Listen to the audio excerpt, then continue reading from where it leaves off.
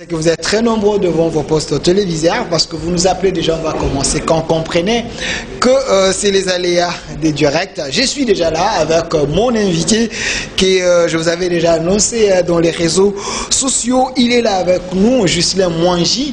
Il est là avec nous, il est président et coordonnateur du courant Avance. Il est là avec nous, monsieur Juscelin Mwangi, soyez le bienvenu.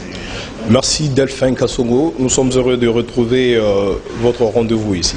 Voilà, vous avez plusieurs étiquettes, hein. Est-ce que vous pouvez vous présenter encore mieux? Parce que vous avez tout un parcours, hein. Oui, tout un parcours politique, mais je ne pense pas pouvoir l'énumérer en détail dans cette brève présentation. Je suis actuellement initiateur et président du courant politique Avance, qui est un courant progressiste qui a vu le jour à la veille de consultations présidentielles. Nous avons été précurseurs sur la voie de ceux qui ont dénoncé l'immobilisme et les passéismes au sein de la classe politique. Et aujourd'hui, nous œuvrons comme des forces positives par rapport à une nouvelle dynamique du changement. Voilà, Juscelin Mwangi, on sait que vous étiez avec Germain Kambinga. Lui, jusque-là, il est du FCC. Vous êtes toujours avec lui? Ben, écoutez, on ne peut nier son passé et encore moins cracher sur la mémoire collective. Nous avons fait rang avec son Excellence Germain Kambinga, actuellement vice-ministre à la formation professionnelle arts et métiers. Nous avons ensemble avec lui mené un combat sur une base idéologique qui était celle du centrisme, et nous avons défendu ce centrisme sur l'échiquier politique congolais jusqu'à le faire valoir. Nous avons été des candidats aux élections législatives, nationales comme provinciales. Nous avons mené les combats post-électoraux ensemble avec le regroupement politique, donc les centres, avec son Excellence Germain Kambinga, mais également avec la famille politique dont le centre était membre, donc le Front commun pour le Congo. Dans le FCC. Le FCC en bref. Et dans ces cadres, au sein du FCC, nous avons joué le rôle de communicateur. Nous avons été au sein de la cellule stratégique du FCC, nous avons travaillé pour la politique du Front commun pour le Congo, jusqu'à un certain niveau où nous avons la mise en évidence notre parcours, ou l'endroit où nous nous sommes retrouvés avec cette réalité politique post-électorale, avec les Fonds communs pour le Congo, qui était devenu qui a quitté des plateformes électorales à une plateforme politique de facto, et qui posait déjà certaines difficultés en termes de fonctionnement et en termes de pensée politique. Nous avons dit à ces moments-là que nous devons faire un break. Et un break a été fait. Nous nous sommes remis en question quant à notre appartenance par rapport à un regroupement politique qui était les centres, donc avec Germain Kambinga, et aussi quant à notre action politique en tant que cadre du Front commun pour le Congo. Nous avons remis tout cela en question et nous avons posé une seule question. Est-ce que de la liberté politique dont nous avons joui, d'appartenir à un regroupement politique, de conduire ou de marcher ensemble avec une grande famille politique qui était les Fonds communs pour le Congo, était au bénéfice du progrès? Et nous avons vu que cela était loin d'être une réalité. Comment ça? Du moment qu'on sait que le FCC, c'est les Fonds communs pour les Congos. Donc au centre, il y avait les Congos. Comment vous pouvez dire cela? Du moment que les personnes les Mimulanya, les Kabasubabou, il y a tellement de gens qui pensent pour les Congos. Je pense que le problème de la dynamique du Front commun pour le Congo ne se pose pas au niveau de sa dénomination. La dénomination est tout à fait expressive, elle est séduisante. Front commun pour le Congo. Pour les Congos. Bien entendu, il y a des valeurs nationalistes, républicaines, il y a des valeurs qui ont été défendues au sein du Front commun pour le Congo par d'autres cadres qui méritent ici notre considération. Mais malheureusement, par rapport à la conduite, à la gestion quotidienne du Front commun pour le Congo, par rapport à l'action finale de la coordination du Front commun pour le Congo, aux acteurs politiques, notamment les communicateurs, rien n'a été fait pour le Congo. Il y a eu plusieurs actions qui ont été menées et faites pour les intérêts des individus, pour des calculs de familles politiques et non pour le Congo. Là, il faut le dire sincèrement. Raison pour laquelle nous avons remis en question notre appartenance à ce rang politique, et nous avons pris, ou carrément nous avons levé l'option de lancer un nouveau courant politique qui s'est basé sur une nouvelle idéologie politique, une nouvelle pensée politique, qui est le progressisme. D'où la naissance du mouvement politique et citoyen Avance, dont je suis le président et qui aujourd'hui a salué le vent du changement, le vent de la remise en question qu'a auguré l'Union sacrée. Donc le problème de l'FCC, avant que nous puissions passer à autre chose, je rappelle que l'FCC était coordonné par le professeur Némi Mulanga, qui était le directeur des cabinets de l'ancien président Joseph Kabila Kabange. Pensez-vous que dans ces groupes-là, les gens pensaient pour le positionnement, pour l'air bien, et rien des Congolais là-dedans? Je pense que je reste un homme politique. J'ai ici avancé les raisons qui sont loin d'être des allégations pour une défense des positionnements ou des prises de Parce que je vous rappelle, même au sein du FCC, il y a FCC Renaissance et FCC, tout ça, il faudrait éclairer l'opinion.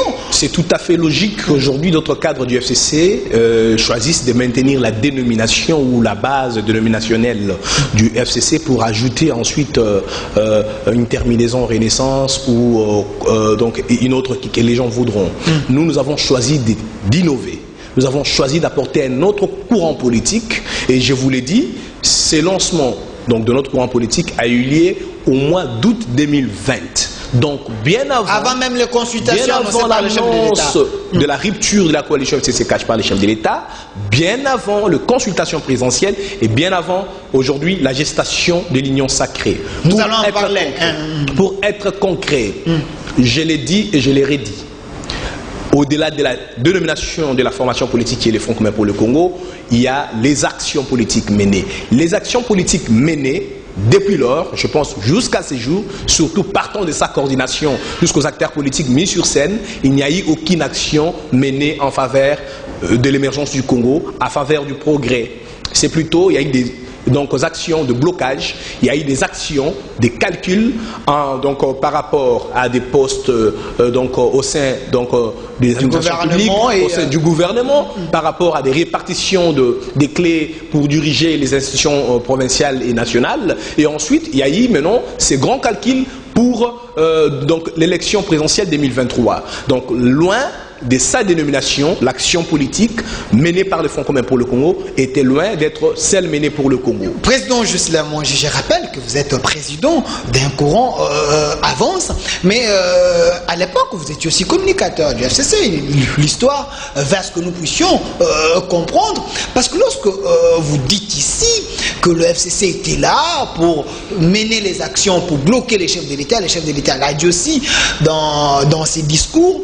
Qu'est-ce que le FCC avait fait pour bloquer les chefs de l'État? Ou soit c'est une chanson générique pour vous aujourd'hui, vous avez basculé dans l'union sacrée?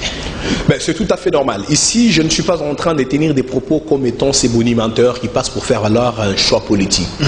Et je crois que j'ai pris part aux consultations. Nous allons en parler, les chefs de l'État, vous avez consulté. J'ai communiqué au travers plusieurs canaux. Loin de moi l'idée ici de vouloir faire une allégeance aux chefs de l'État ou de vouloir faire les beaux yeux à un camp politique.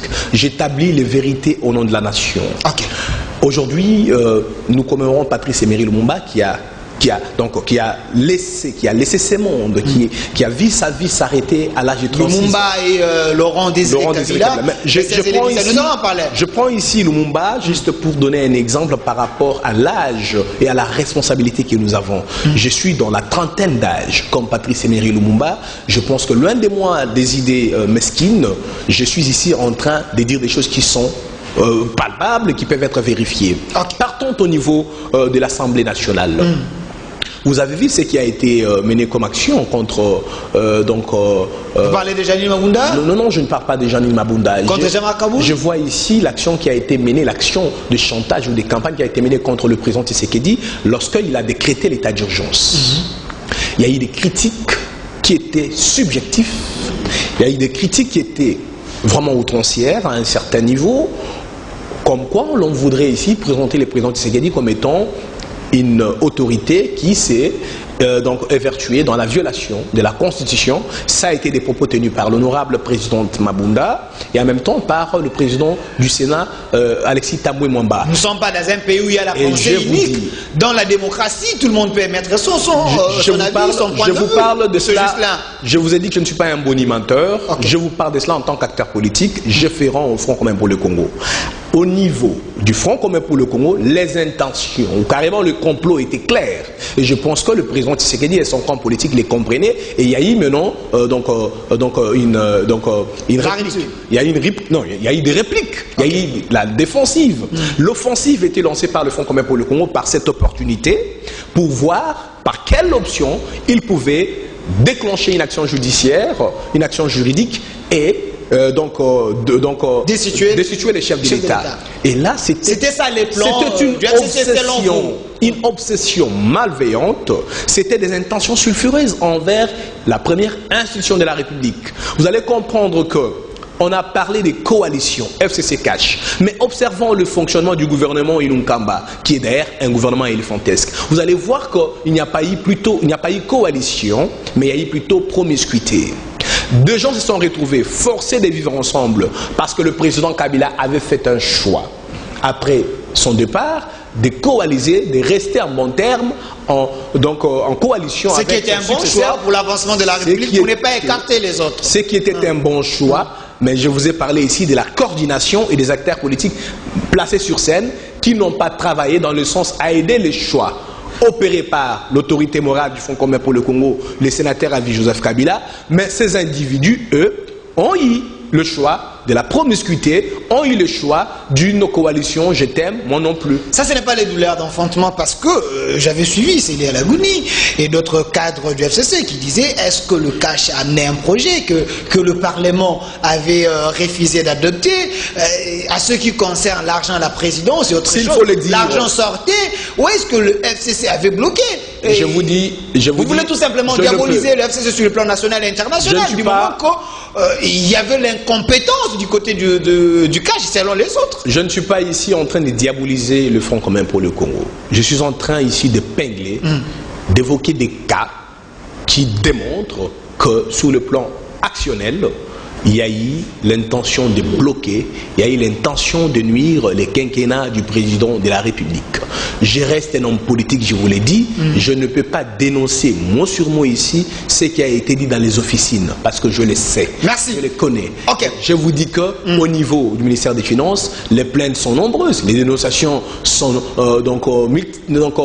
nombreuses, ou lorsqu'on parle de blocage, de refus des décaissements de fonds, lorsqu'on parle de blocage au niveau de la procédure, au niveau de la chaîne de décaissement.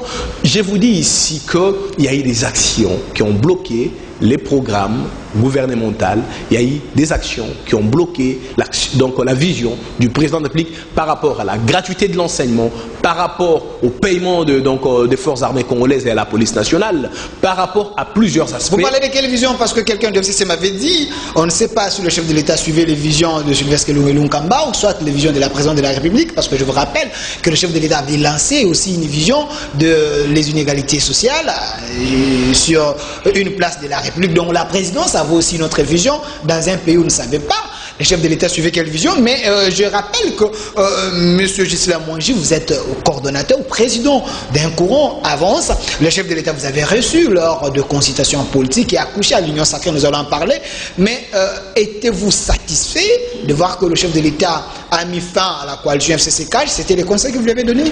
Il vous avait reçu, vous? Je pense, Delphin, ici, j'ai évoqué la naissance de notre courant politique qui est une naissance qui a précédé l'annonce de la rupture de la coalition FCC Cash. Nous avons, pendant que le président de la République était encore en train de manœuvrer comment sauver la coalition FCC Cash, nous avons claqué la porte du Front commun pour le Congo. Nous avons publié un communiqué qui en appelait au refus de l'immobilisme. Ce n'est pas parce qu'on vous avait déjà débauché en avance, parce que c'est ce que les autres font. Malheureusement, nous n'avons jamais été débauchés et je pense que je n'ai pas adhéré à l'UDPS. J'ai lancé une nouvelle formation politique. S'il faut parler de débauchage, il faut voir un cadre de notre parti politique qui se voit par magie ou par conversion devenir cadre de notre parti. Je ne suis pas devenu cadre de l'UDPS, je suis citoyen congolais et j'ai joui de la liberté de l'action politique pour lancer un mouvement politique que je lançais. Et ce mouvement politique a pris le soin, avant même que le président annonce la rupture de la coalition FCC Cash, d'en appeler au chef de l'État à mettre fin à l'immobilisme, au passéisme et au conservatisme des mauvais goûts. Nous avons dit que le pays peine à avancer parce qu'il y a les appétits voraces des acteurs politiques véreux, ceux qui depuis très longtemps ont conduit le président honoraire Joseph Kabila dans une politique qui a eu comme conséquence l'exaspération de la population congolaise, jusqu'à tel point où le président Kabila a été présenté comme le mal congolais. Et je crois que le président Kabila a tout fait pour solder son mandat par une alternance pacifique qu'il a, pour moi je pense, délivré de cette image qui lui avait été collée faute de bonne politique. Et maintenant, lorsque nous avons compris qu'au niveau de la coalition, il n'y a pas eu totipotence, donc la capacité de deux forces en coalition à se mettre ensemble et à travailler pour l'intérêt du peuple, mais plutôt il y a eu promiscuité. Nous avons appelé les chefs de l'État à mettre fin à cette coalition avant qu'ils le fassent. Et nous avons demandé que la classe politique, non seulement au président Tshisekedi, mais que la classe politique congolaise cesse de faire l'apologie de l'immobilisme, du passéisme et du conservatisme des mauvais goûts. Et nous avons conclu pour dire la RDC doit avancer. La RDC, degré ou de force, quel qu'en soit le prix. Donc, le chef de l'État peut gérer le pays par défi, quel qu'en soit le prix, c'est vos mots. Alors, l'union sacrée, je ne sais pas si l'union sacrée a pris les jours. D'entrée des jeux, c'est une vision, c'est une idée. L'union sacrée, c'est quoi? Parce que le chef de l'État, vous avez consulté pour amener les pays à l'union sacrée. Vous étiez au palais présidentiel. C'est quoi d'abord l'union sacrée? Je crois bien être le fidèle du chef de l'État. Parce que fidèle, pourquoi? Parce que lorsque nous sommes allés aux consultations, j'étais en face du chef de l'État. Je lui ai présenté les mémos du mouvement politique et citoyen Avance, et je lui avais dit des mots très clairs. Premièrement, je commençais par dire au président Tshisekedi, vous avez devant vous la jeunesse congolaise, bien sûr que nous sommes, mais un courant politique qui n'est pas venu vous faire allégeance. Parce que nous n'avons pas voulu faire allégeance à Joseph Kabila, nous ne ferons pas allégeance à Félix Tshisekedi. Nous avons dit au président de la République, vous avez en face de vous des précurseurs sur cette voie du progrès. Bien sûr que l'IDPS, par sa primogéniture, nous a tous précédés sur la voie du progrès et de la démocratie, mais par rapport à ces temps, nous sommes tapés ces luxes de nous appeler précurseurs sur le chemin du progrès, donc, pour en appeler à une fin de la coalition ECC-CACH. Nous avons dit au président Tshisekedi que nous sommes là pour vous entendre. Et qu'est-ce qu'il nous a dit? Le président de la République était très clair. L'union sacrée.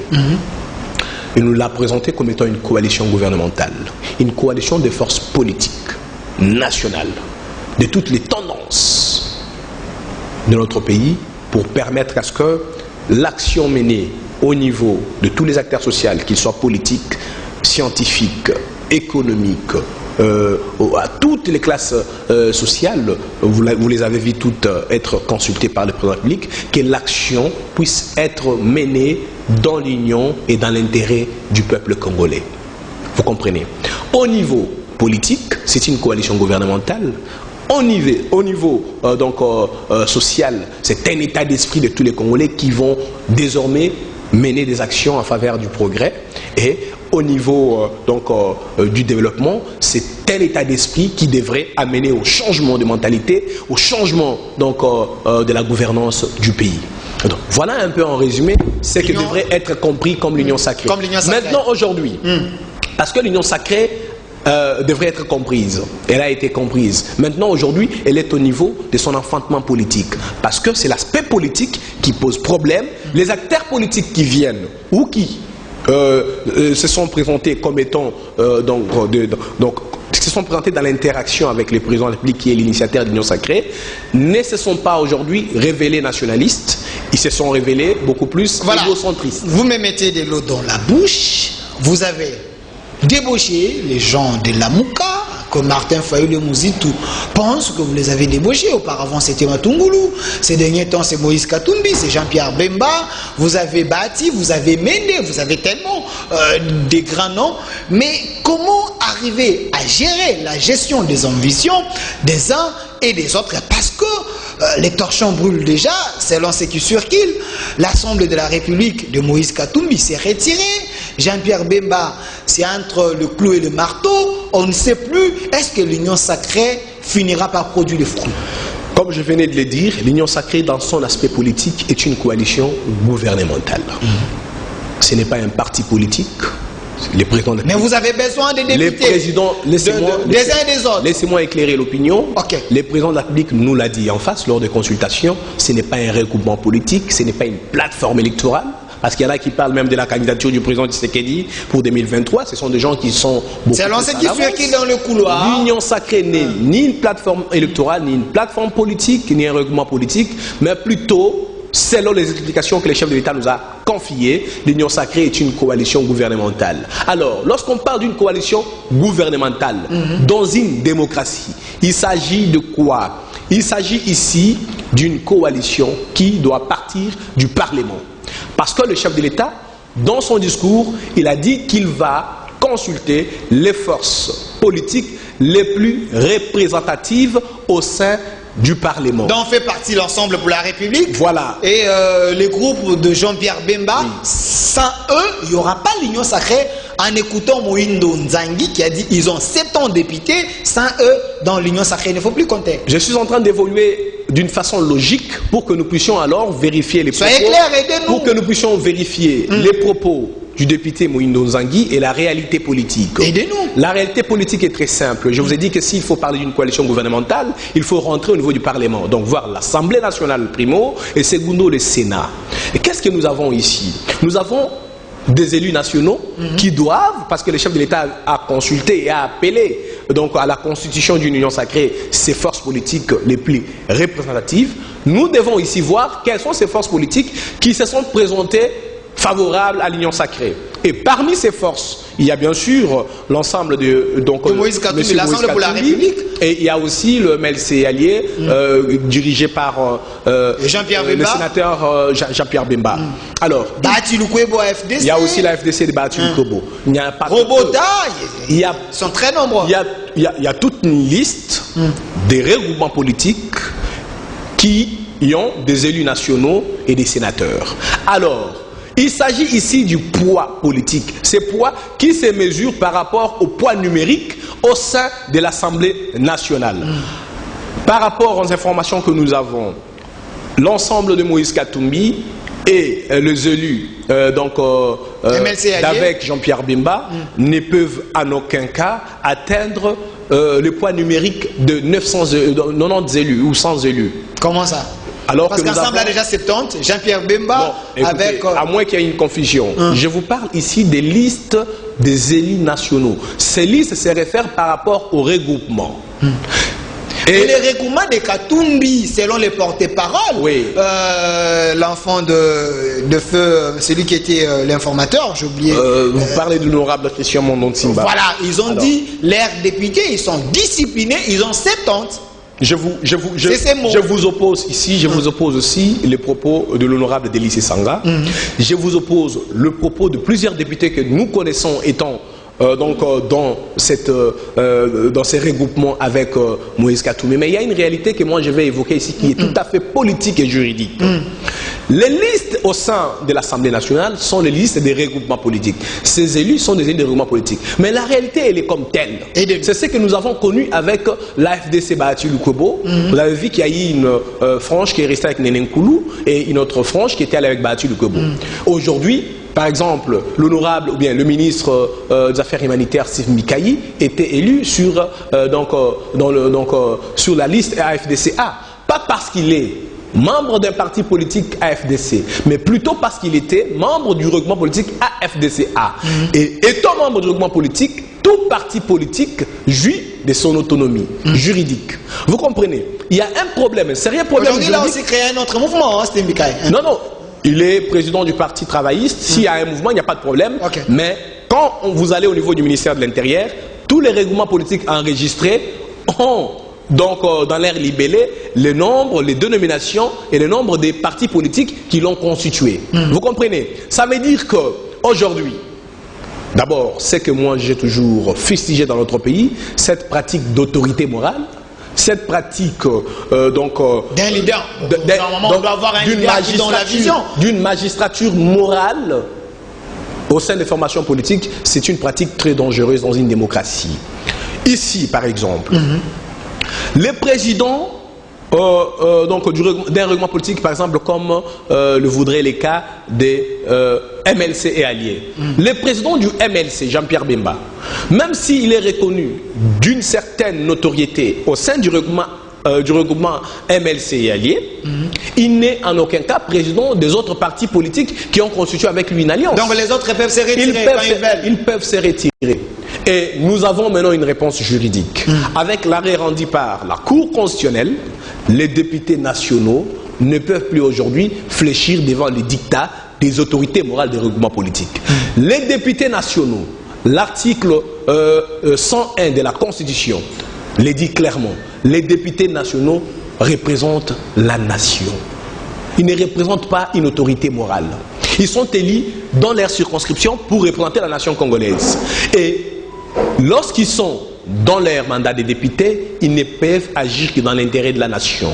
Lorsque un regroupement ou une autorité morale donc d'un regroupement aujourd'hui veut mettre en avant ses ambitions politiques ou son agenda 2023, il ne peut en aucun cas empêcher à des élus nationaux de s'acquitter du devoir envers la nation qui est celui d'adhérer ou d'accompagner une dynamique pour le changement et les progrès. Et je pense que c'est le cas pour beaucoup d'élus nationaux qui, dans le jour qui viennent, vont se définir comme étant demeurant dans l'Union sacrée. Maître Ghislain Mwangi, je rappelle que vous êtes aussi maître avocat, donc vous manipulez bien les lois de la République, mais ici je vous reçois dans les cadres du président ou coordonnateur d'un courant politique. Pensez, avance.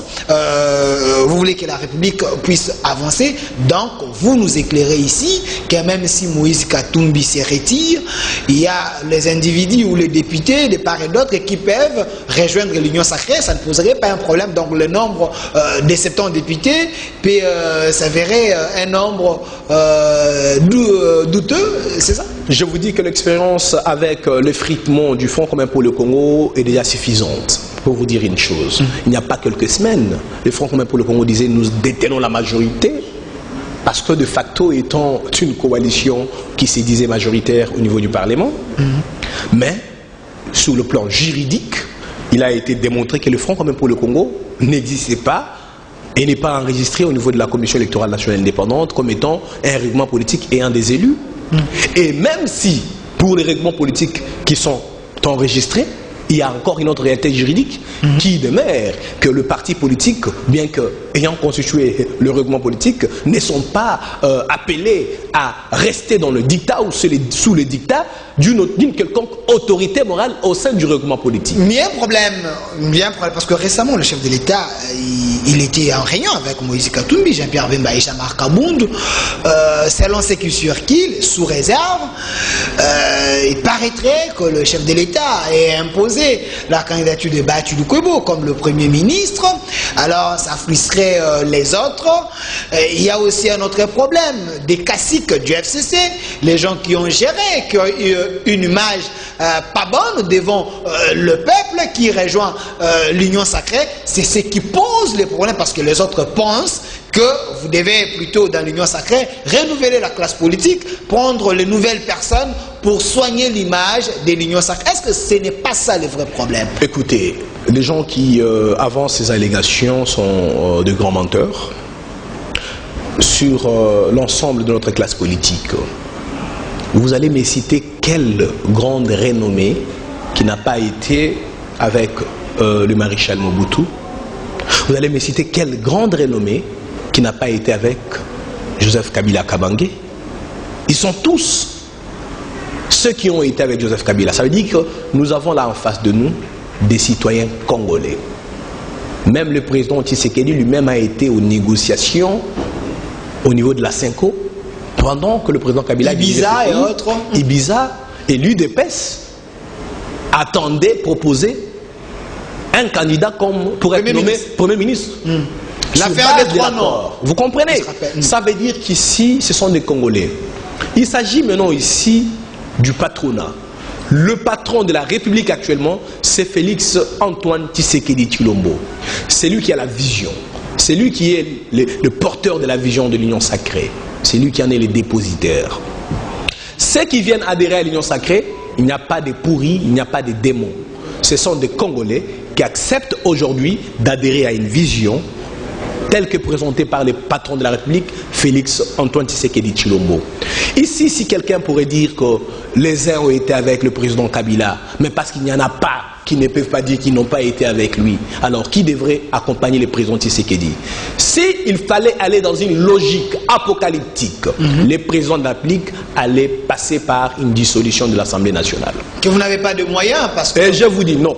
C'est pas parce que vous voulez, vous allez passer par la dissolution. La question des moyens n'a pas été évaluée, mais il a beaucoup plus été évalué la question du salut de la République, la question de la paix sociale au sein de notre pays, parce que vous savez, avec la réalité Covid-19, avec nos insuffisances financières, avec nos difficultés sécuritaires, il semblerait être très difficile de réorganiser aussitôt des élections législatives après une quelconque dissolution. Le président de la République a choisi l'option de la redéfinition d'une majorité parlementaire par une procédure tout à fait constitutionnelle. La désignation d'un informateur qui, après les consultations du chef de l'État, aujourd'hui est déjà désigné, qui devrait désormais identifier une nouvelle majorité parlementaire acquise à l'Union sacrée et qui devait travailler sous le patronat du président de la République. Et donc, il n'y a pas ici question d'aller dans le supputation ou dans le prétexte inutile. Nous sommes dans une réalité telle que tous les élus du PPRD ou tous les élus du FCC, pour bien les dire, qui ont accepté aujourd'hui de s'affranchir du leadership de Joseph Kabila ou carrément du leadership de la coordination du FCC pour se reconnaître étant des citoyens congolais, des élus nationaux, des présidents des partis politiques indépendants, appelés à servir la nation, comme l'a dit plusieurs personnes, dont l'honorable Lambert Mende ou Malanga. Ils se sont sentis donc affranchis de ces jours et ils ont accepté le patronat du président pour l'Union sacrée. Je rappelle que l'honorable Lambert Mende se réclame toujours du FCC, mais il est à l'Union sacrée, il veut tirer les autres du FCC pour les rejoindre. Et vous serez à l'aise de cohabiter avec Lambert Mende et, Ben écoutez, je vous ai dit ici que nous sommes tous des Congolais. Merci. Aucun Congolais ne peut exclure les autres. Voilà. Et le président Tshisekedi, lorsqu'il a lancé l'appel à la constitution de l'Union sacrée, il n'a exclu personne. Merci. Et je pense qu'il a on peut voir aussi Némi Mouilagna, on peut aussi voir Chadari, on peut aussi voir Bochab et les autres. Ils seront avec vous, ils auront aussi les postes de responsabilité. Tout Congolais est pris du changement. Tout Congolais acquis à une dynamique de progrès et le bienvenu au sein de l'Union sacrée. On n'est pas tenté à donner raison à la Mouka quand Martin Fayulu dit que l'Union sacrée c'est la deuxième grossesse du FCC cash. Lorsque nous voyons tous les grands vous rejoindre, donc ça serait la même chose. Il y a aussi une autre question de partage des responsabilités. Il paraîtrait que le chef de l'État a proposé Liaou, qui est député du PPRD, pour être le président de l'Assemblée nationale, également bâti Premier ministre. Pourquoi prendre seulement les gens que tu es du FCC, les donner les postes de responsabilité, au lieu de prendre ceux qui n'ont jamais travaillé, les donner aussi les postes de responsabilité? Ça changerait peut-être l'image. C'est ça l'inquiétude peut-être des autres maîtres Mwangi. Nous pouvons ici nous départir de plusieurs déclinaisons que nous avons eues de l'Union sacrée. Nous restons dans l'optique politique. Les chefs de l'État aujourd'hui, en appel à la constitution de l'Union sacrée, il va la faire avec les forces politiques les plus représentatives.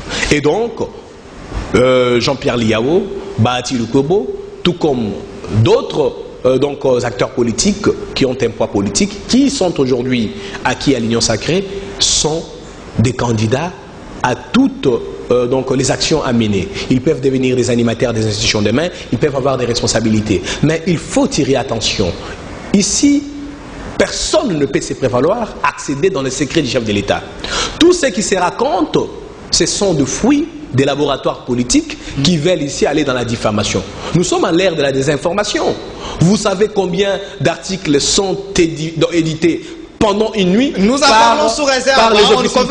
Nous en parlons sous réserve. Et il faut ici, en journalisme, maître Mwangi, en journalisme, les rumeurs nous amènent à l'information. Il faut passer par les traitements. Vous n'avez pas parlé de rumeurs. Vous n'avez pas parlé de rumeurs. Vous m'avez exposé les cas comme étant vrais. Et moi ici, je suis en train d'aider la population à comprendre qu'il s'agit de rumeurs Et il s'agit des imaginations des acteurs politiques malveillants. Nous chutons avec vous. Je ne peux jamais vous libérer sur ces plateaux sans vous poser. C'est des questions, les 16 et les 17. Nous fêtons ou nous commémorons nos héros, Lumumba et Laurent Désiré Kabila. Qu'est-ce qu'on peut retenir d'eux? Parce que les autres pensent que Kabila ne mérite pas d'être héros, parce que c'est lui qui avait amené l'AFDEL ici. Le vrai héros, c'est Lumumba. Qu'est-ce qu'on peut retenir? Vous êtes la classe montante dans notre politique. Qu'est-ce que vous pensez? Premièrement, nous rendons hommage à Patrice Emery Lumumba, héros national, premier ministre de notre pays. Et également, nous rendons hommage à Mzee Laurent Désiré Kabila, héros national également. Et ici, je voudrais appeler notre pays, notre population, à éviter des débats de singularité. La reconnaissance de ces personnalités comme des héros nationaux n'a pas été seulement du simple fait de la volonté d'une seule autorité ou d'une personnalité, mais ça a été de la reconnaissance nationale.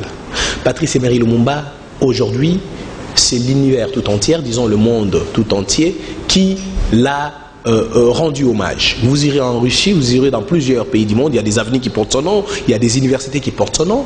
Mzee Laurent Désiré Kabila, aujourd'hui, c'est d'ailleurs de notre temps que nous avons connu ses prouesses. Il a chassé la dictature de Mobutu, qui était très solide, qui était irréversible. Et ensuite, nous avons vu comment il a été cueilli. Et les réalités que nous connaissons sont telles que ce sont les ennemis de la souveraineté de notre pays, ce sont les ennemis de l'émergence du Congo qui ont plus vite levé l'option de mettre fin à sa vie parce qu'il avait toute une vision qui allait mettre notre pays à l'échiquier mondial au niveau où il devrait être. Et donc, les mérites de ces personnalités ne sont pas ici sujets à discussion, mais plutôt en mémoire de ces personnalités. Chaque Congolais devrait poser des actes en faveur de la nation, notamment ces actes à accompagner les présidents Tshisekedi au travers de l'Union sacrée. Merci, Président Ghislain Mwangi de l'avance. Vous voulez que le pays puisse avancer, mais regardez cette caméra. Des secondes seulement pour les gens qui veulent adhérer dans votre courant. Ils peuvent faire quoi? Pour adhérer à notre courant, vous êtes une des personnalités de référence. Vous pouvez partager avec toutes ces personnes qui seront candidates à notre courant politique nos coordonnées. Mais sinon, ils peuvent nous contacter au travers notre compte Twitter. Nous avons aussi des numéros de contact. Si possible, on peut les passer. Ils peuvent nous contacter par WhatsApp ou par message et appel normal sur le numéro 081 240 55 97. Donc 081 240 55 97. Tout comme ils peuvent nous écrire inbox sur Twitter. Le courant politique avance, attend recueillir plusieurs adhésions et de toute cette nouvelle génération qui en a marre du passéisme, de l'immobilisme et des conservatismes. Merci Maître Ghislain Mwangi, président, coordonnateur de l'Avance. Merci d'avoir répondu à notre invitation. Merci Delphin. Merci aussi à vous fidèles téléspectateurs de la caméra assurée par Kankou à la réalisation énergie, Lélo avec son équipe. Un grand merci à vous. Restez fidèles à nos programmes. Au revoir.